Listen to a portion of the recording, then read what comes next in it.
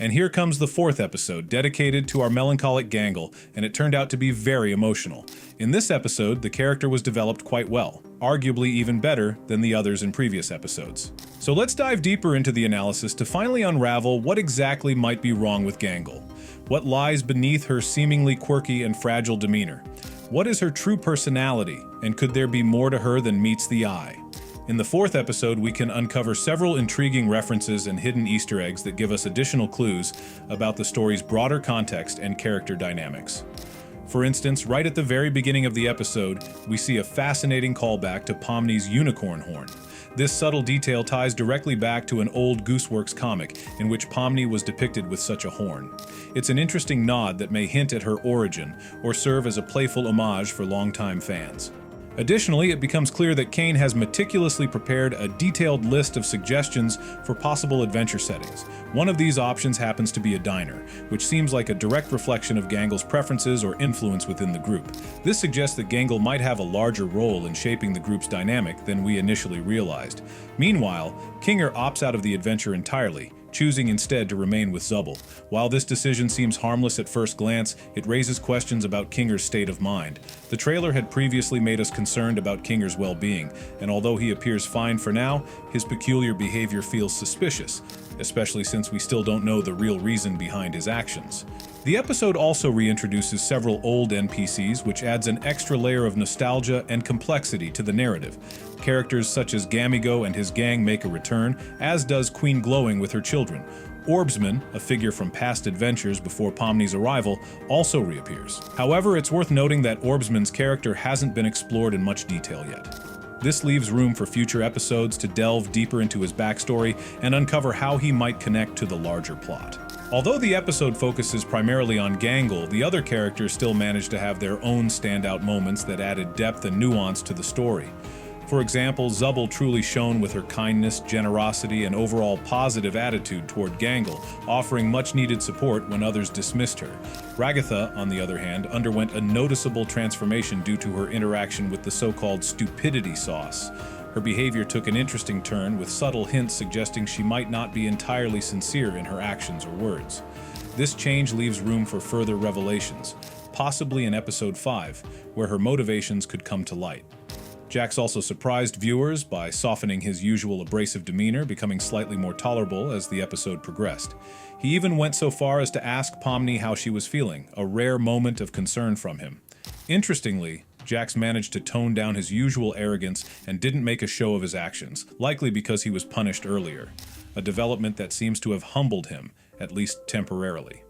Now, since this episode is dedicated to Gangle, let's shift our focus back to her journey. With her new mask, Gangle genuinely seems more cheerful and confident than ever before. But this raises an important question. Has this newfound happiness truly changed her core personality, or is it merely a superficial effect of the mask? The story begins, as it often does, with Jax mocking Gangle. This time, he breaks her comedy mask, leaving her without her primary means of expression. However, Zubble steps in and shows her compassion by giving her a replacement, a new plastic mask that's completely unbreakable. From the moment she receives it, Gangle's mood shifts dramatically. She becomes visibly happier and more optimistic, displaying a level of confidence that we haven't seen before. This newfound confidence leads Gangle to step into a position of authority. She assumes the role of a boss, assigning tasks to everyone in order to maintain order and ensure everything runs smoothly. She even establishes clear rules, emphasizing that anyone behaving inappropriately will face consequences and undergo re-education if necessary. This sudden transformation raises intriguing questions about the impact of external factors like the mask on Gangle's personality, and whether this change is sustainable or merely temporary. Interestingly, Jax, who used to dominate her through intimidation, finds himself unable to do so now that Gangle has more authority. When he asks, "What are you going to do to me?" She actually does something, asserting herself in a way we haven't seen before. In this episode, Gangle wasn't just cheerful. She was downright unsettling at times. While her new demeanor might seem comedic on the surface, there's something deeply unnerving about it, especially when she removes her mask and begins crying or even shows sadness while wearing her happy mask. Eventually, Gangle decides to reject the mask entirely and throws it away. This moment was particularly troubling for me because despite the happy mask, she still seems sad. That final scene of her shift feels like a mirror of everything happening within her. chaotic and emotionally charged. The ominous music during this moment was arguably more intense than even the horror themes of the third episode.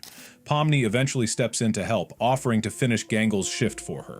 When Gangle leaves early, she appears genuinely liberated, not just from the responsibilities of her job or the heavy weight of being in charge, but from something deeper. She realizes she doesn't need the comedy mask at all. For the first time, she genuinely smiles, a rare moment where she seems truly happy just being herself. In the end, Gangle doesn't put the comedy mask back on. She remains with her true face, and it becomes clear that her real expression is one of sadness. She doesn't switch between emotions, she merely hides behind a mask, and this is a key trait of her personality. She conceals her true self. This causes her pain and sorrow, though thankfully there are people who support her.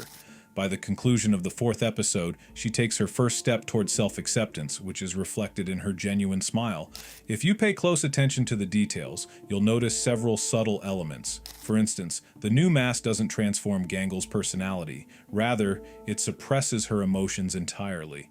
On top of that, certain trigger phrases seem to push her toward a breakdown. It's not just the insults. After all, Ragatha is often tactless and Jax is always sarcastic, but Gangle is deeply affected by them. Her delicate, ribbon-like soul is as fragile as her comedy mask, easily broken. It's as though there's a hint at Gangle's previous life. She explicitly mentions that she used to be a shift manager, though it doesn't seem like she pursued that role out of choice.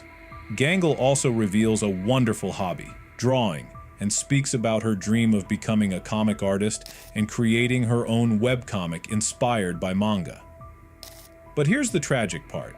It seems she doesn't believe in her own dream. When she says, "Dreams are great, but they're completely impossible, so stop trying." It feels like she's not talking to Jax or anyone else. She's talking to herself. She's internalized this thought and convinced herself that her aspirations are unattainable, which fuels her lack of confidence. Perhaps in her past life, Gangle was treated harshly, especially while working her shifts. Through tears and pain, she climbed the ladder to become a manager. But it wasn't by choice, it was a necessity. She spent her life suppressing her emotions to succeed in her career, but this has left her feeling utterly miserable. The endless shift she's stuck in now feels symbolic of her previous life, where she constantly endured the cycle of pushing through pain and hiding her true feelings. There's even a subtle visual cue in the episode. The tears on her sad mask are beginning to fade, though she herself remains the same. Still, as Zubble says toward the end, we'll find something better, and it's clear they're not talking about the mask. I truly believe she'll succeed. Slowly but surely, she'll become more confident, stop fixating on the negative, and learn to smile genuinely, without any comedy masks. Did you enjoy the fourth episode? What are your thoughts on it? Share your opinion in the comments.